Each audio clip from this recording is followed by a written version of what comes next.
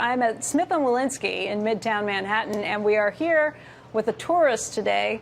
Warren Buffett, the chairman and CEO of Berkshire Hathaway, is here to pay off on a lunch that was auctioned away for Glide. And Warren, thank you very much for being here today. Oh, thanks for having me. I know that this lunch is very important to you. This time around, the auction went for $2.679 million for this lunch today. Over 18 years that you've been doing this with Glide, you've raised over $25 million.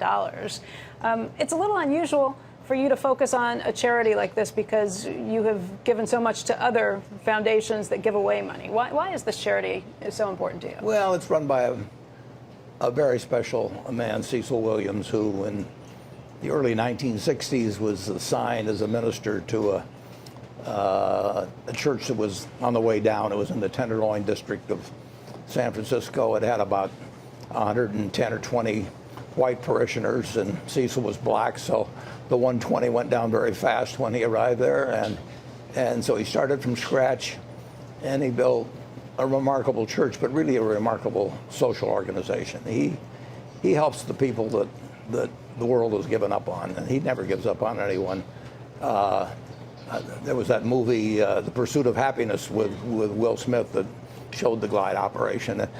My wife told me a lot about Cecil, and I thought this sounds too good to be true, and I'm a suspicious guy by nature.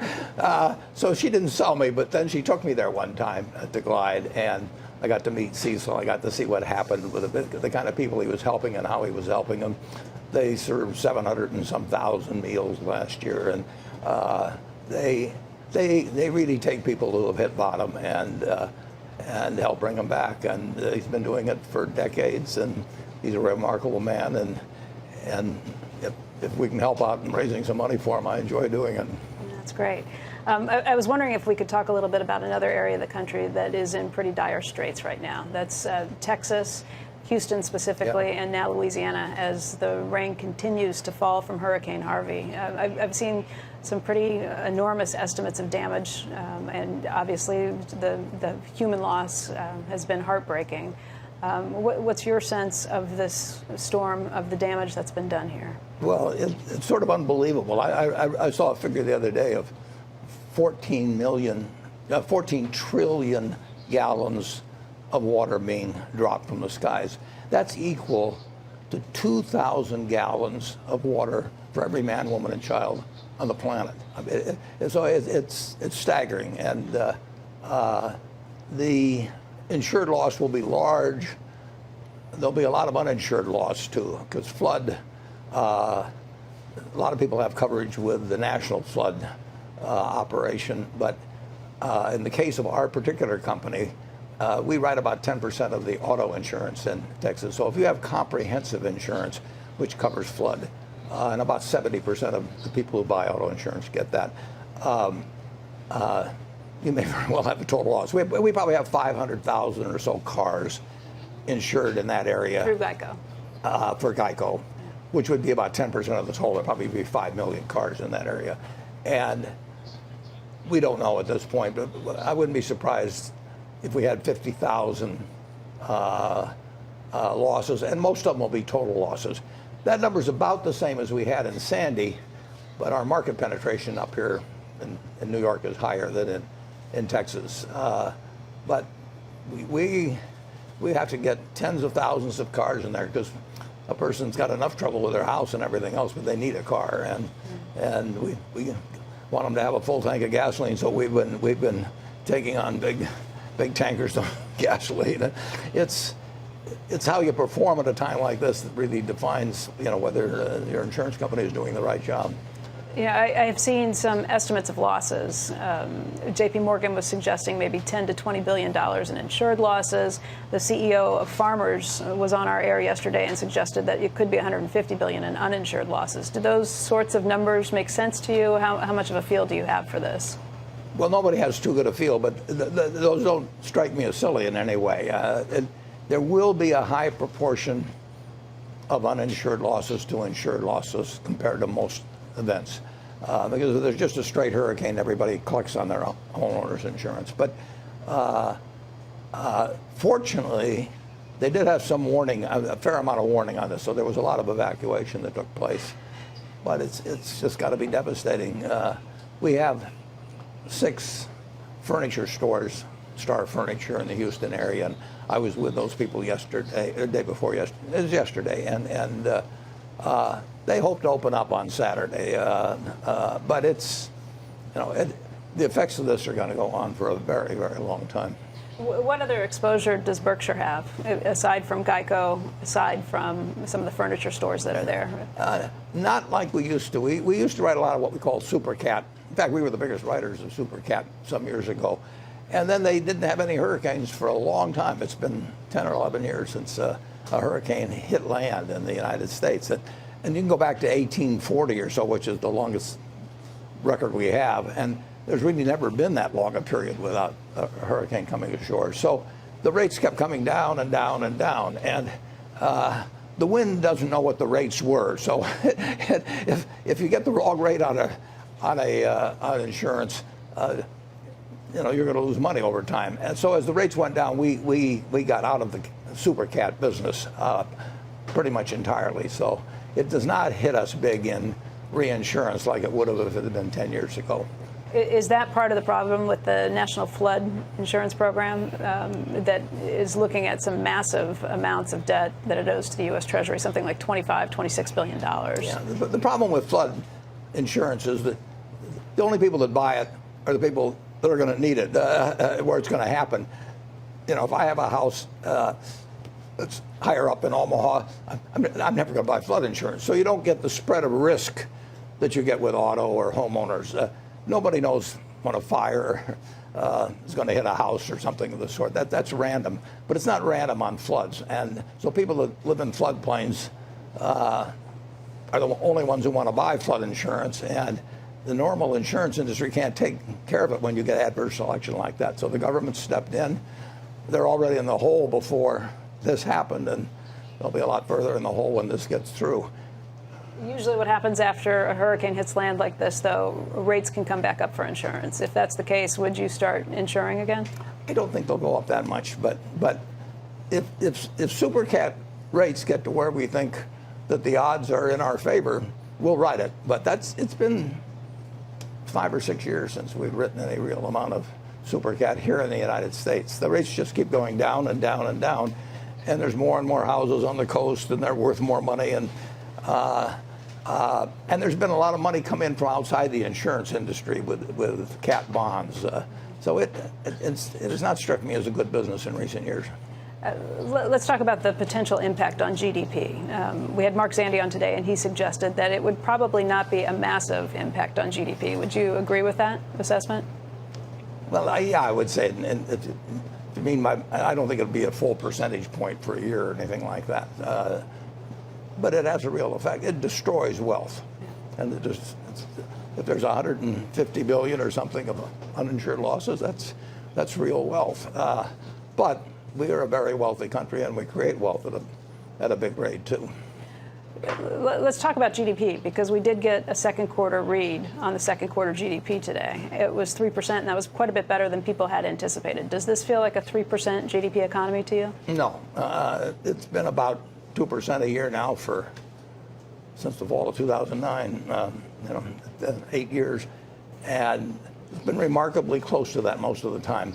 The way they report those quarterly numbers is they take the quarter and change and multiply by 4. It's not year over year, so it gets a little tricky that way. If you're off by a tenth, it makes it 4/10 in the annual figure they report. And with seasonal adjustments and everything, you never want to take any quarter too seriously.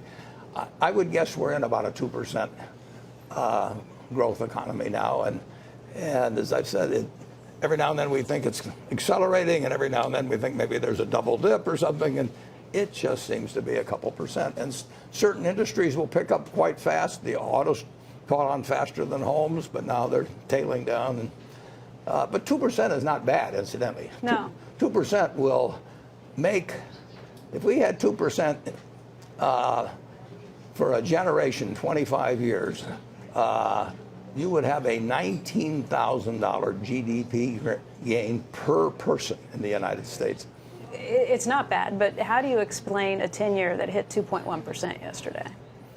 How do I explain what hitting? The 10-year note hitting a yield of 2.1% yesterday. If I'd known that was coming, I'd have done a lot of things that were intelligent 5 years ago. No, it's sort of unbelievable that rates have stayed down. I mean, it's not what anybody expected. At least I didn't expect it, and the other people at Berkshire didn't expect it. And it's you know, I can remember when I was at Solomon in 1991, and they thought that the surest trade around was to short the Japanese 10-year bond because you couldn't have rates that low. And 26 years later, those people are still licking their wounds. They used to call that the widowmaker, that trade. You know, Warren, let me ask you about North Korea, because I know that this is an area that you've had a lot of concerns about. President Trump tweeted this morning, and he said, the U.S. talking to Korea and paying them extortion money for 25 years, talking is not the answer. What do you think about that, and how concerned are you about the situation right now, given the missile launch that went over Japan this week? I've been concerned since 1945, when the first atomic bomb was used. We have developed over these 72 years, since August of 1945, the ability to, and around the world, other people have developed it too, the ability to almost destroy civilization. And it's the only real cloud on the horizon. I mean, we got a million problems always in the country of one sort or another. They get solved. This one is the ultimate problem, because if Kennedy and Khrushchev hadn't behaved well in the 1960s, you know, there might have been millions of Americans killed. And who knows what can happen. And you have people around the world, you have individuals, you have groups, and you have maybe a few nations who would like to inflict enormous damage on us or others in the world, and we can be successful 99.9% of the time in thwarting those efforts, but it's a worst case problem, and the damage can be huge. And North Korea is a classic example. I mean, here is a relatively poor country spending a lot of their funds on developing an ICBM, maybe that can hit the United States. Well, that doesn't make any sense if they're doing it just because they like to play with Tinker Toys or something. Right. And the more people that you have that have that ability, the more generations you go through of different leaders, you know, the more likely is that eventually something happens that's the equivalent of what happened in Texas in the last week, something that's a very remote probability. You roll the dice enough times, and something finally happens. And North Korea is, you know, who knows what's in the mind of that fellow, and who knows what will be in his mind 5 years from now. It's a more dangerous world, obviously, as more people get those weapons. Warren, I know we're tight on time today. Jim Cramer has something that's called the lightning round, and I wonder if you'll play lightning round with me for some of your stock holdings, so we can run through some of these. First of all, shares of Apple. You're the largest shareholder in Apple. I'm not sure we're the largest, but we have 2.5%. 2.5% in Apple.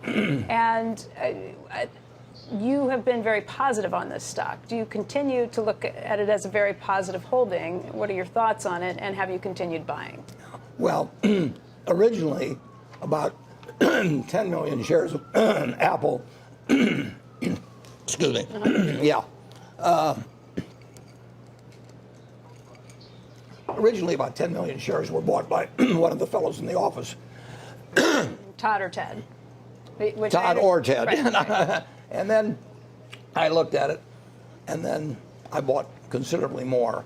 In the last quarter, the one we reported here not long ago, June 30th, he sold some of his shares. I bought more than he sold. So our overall holdings went up, but his holdings were reduced by about 2/3 or thereabouts. So there was a net gain for Berkshire, but that was composed of the fellow who bought it deciding he needed money for something else. He manages 11 billion, but both of the two manage about 11 billion that work for me. But that's all they manage. So when they get some new idea, they have to sell something. I've got a lot of excess money around, so he decided that he wanted to go heavier into something else. But I've never sold a share, and I've bought stock. So are you continuing to buy? Well, I don't think I'll tell you that much, but but I certainly was buying last quarter, and I don't pay attention to the calendar when I'm buying. Well, let's talk about another holding. Maybe we'll try this one more time. On the flip coin, IBM. Last time we had talked to you, you had sold many shares of IBM. Are you still dubious about IBM's recovery process? Well, they may well do extremely well in the future, but I was wrong in my original analysis. And, that's my fault. So 5 or 6 years ago, I thought that their prospects were going to be better in the next 5 or 6 years than they turned out to be, significantly better. And so I decided that I had made a mistake. That doesn't mean, sometimes I make two mistakes. Sometimes I make a mistake when I buy and when I sell.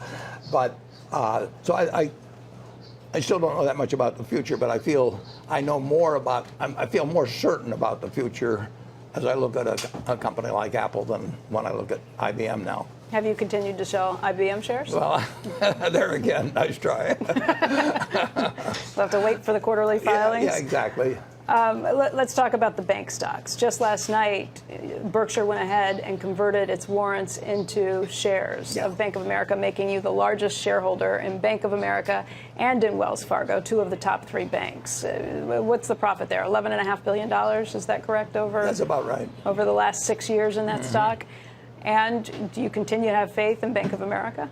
Yeah, I actually said specifically today that a long time before we sold a share of Bank of America. We're very happy. We got 700 million shares, and I like the business. I like the valuation, and I like the management very much.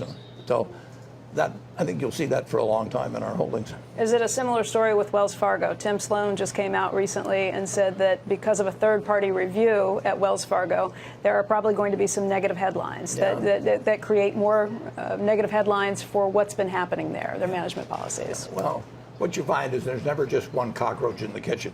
When you start looking around, that was what used to terrify me at Solomon, is what they'd find after the first one. Because anytime you put the focus on an organization that's hundreds of thousands of people working for it, you may very well find that it wasn't just the one that misbehaved that you found out about it. And of course, it was more than one in the Wells Fargo case. But in the Solomon case, or the Wells Fargo, are you comparing Wells Fargo and Solomon? No, but I'm comparing the shock sort of a huge financial institution that all of a sudden people view in a different light, and once you put a spotlight on and start looking at everything, you're likely to find something additional. Is that enough to concern you in terms of your ownership of the shares? Not in terms of long-term investment. No. It's a terrific bank, as is the B of A, and there were some things that were very wrong done there, but they are being corrected. And my guess is, if you look at any institution that's around for a long, I mean, something's going wrong at Berkshire right now, and I wish I knew about it. But I mean, and we have methods of trying to make sure we do find out about it. But I can guarantee you, with 367,000 people, every one of them isn't behaving in a way that I would like. Warren, let me ask you about Amazon and Whole Foods. I'm asking in the context of Kraft Heinz. And I realize that there are not a lot of Kraft Heinz products that are sold at Whole Foods, but this merger and the lowering of prices at Whole Foods has put some enormous pressure on the shares of grocery sellers. Something like $12 billion in the top 4 grocery sales stores. Shares was lost in market capitalization just last week. That puts a lot of pressure on those grocery stores to then improve their margins. They're going to do it on the backs of companies like Kraft Heinz. Do you worry about how profitable that company can be with all this pressure that's out there? Well, there's always a huge struggle. It's gone on for decades and decades and decades between brands and retailers. I mean, and to some extent, retailers try and create their own brands. That's why they have private label. But brands are hugely important, and the retailer is hugely important. And the retailer is always trying to get the upper hand in those negotiations. The brand manufacturer is trying to do it through advertising and through all kinds of things. So it's always a struggle. And when you get particularly strong retailers, a Walmart, a Costco, and now an Amazon, and they keep getting stronger, their position improves. And particularly, packaged goods have had more trouble building followers through advertising in recent years. Martin Sorrell was just talking about that the other day.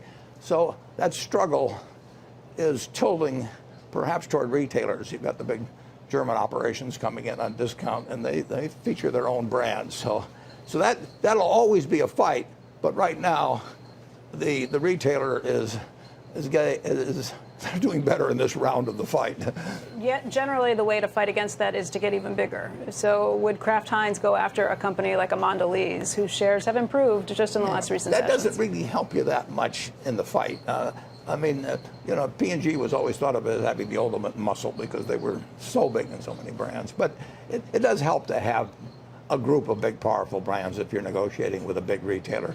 But what they really care about is the strength of the specific brand. I mean, and we have Duracell batteries, and the real question with people carrying that versus carrying some other brand is how they feel the consumer feels about that brand when they walk in. And so if you have 5 items that might be served at dinner, that doesn't really make you a lot stronger than having one. Are you saying that Mondelez's brands are not worthy? Oh, no. Okay. No, I'm just saying that there's not the additive factor if you have 10 big brands versus one. I mean, if you decide to buy a Coca-Cola or a Sprite, both from Coca-Cola, the one doesn't influence the other. You probably many people don't even know that Sprite is made by Coca-Cola. So your positioning within the retailer, all he cares about is what's going to move, basically. And having a group of brands doesn't translate to that much more bargaining power. So I'm not asking this directly enough. Would Kraft Heinz buy Mondelez? I think the answer is no on that. Okay, there's a direct answer to that. Would you go back after Unilever? Oh, no. That was a misunderstanding, basically. We will not make hostile takeover offers, and we did not intend that to be hostile, but it turned out it was, and we immediately, the next day when I learned about it, we called it off. It was a misunderstanding. Warren, very quickly, I want to go back to Tim Cook at Apple, the CEO there. He has been fairly outspoken recently about some of his disagreements with the Trump administration and with some of the actions of Donald Trump, the president. You have been uncharacteristically silent. In the past, you've been pretty outspoken about your politics. Why have you been silent now? Well, I worked for Hillary. I raised money for Hillary. I voted for Hillary. I was disappointed when she lost. But we have a president, and we have North Korea. We have a whole bunch of things. I am not in the business of attacking any president, nor do I think I should be. I've lived under 15 presidents, believe it or not. There's been 45 presidents of the United States, and I've lived under a third of them. And I've bought stocks net under 14 of the 15. The first one was Hoover, and I was only 2 when he left, so I hadn't gotten active at that point. But Roosevelt came next, and I bought stocks under him, even though my dad thought it was the end of the world when I got elected. And I bought stocks under 14 out of 15. So this country will move forward, but it is important that government functions well. It's important that both from the government side and from the private side, that they try to figure out how to maximize the degree to which this country moves forward. So I'll take a position in the 2020 campaign, the 2018 for that matter, but I won't say if my candidate doesn't win, and probably half the time they haven't over the years, that I'm going to take my ball and go home. You mentioned the 15 presidents you've lived under. That's because you're 87 years old today. Yeah. We want to tell you happy birthday. And Smith & Lewinsky has put together a cake for you. Wow. That they wanted to show you. And we just want to wish you a very happy birthday here today. Too bad there's not enough there for you, but that's great. They put together all of your favorite This is my guy, Bracco. He always delivers. They put together some of your favorite things, and I think you'll get a kick out of this today. But we want to thank you very much for your time. Oh, thank you. And wish you a happy birthday, Warren. Thank you. Thank you very much. Okay. Sarah, we'll send it back to you in the studio.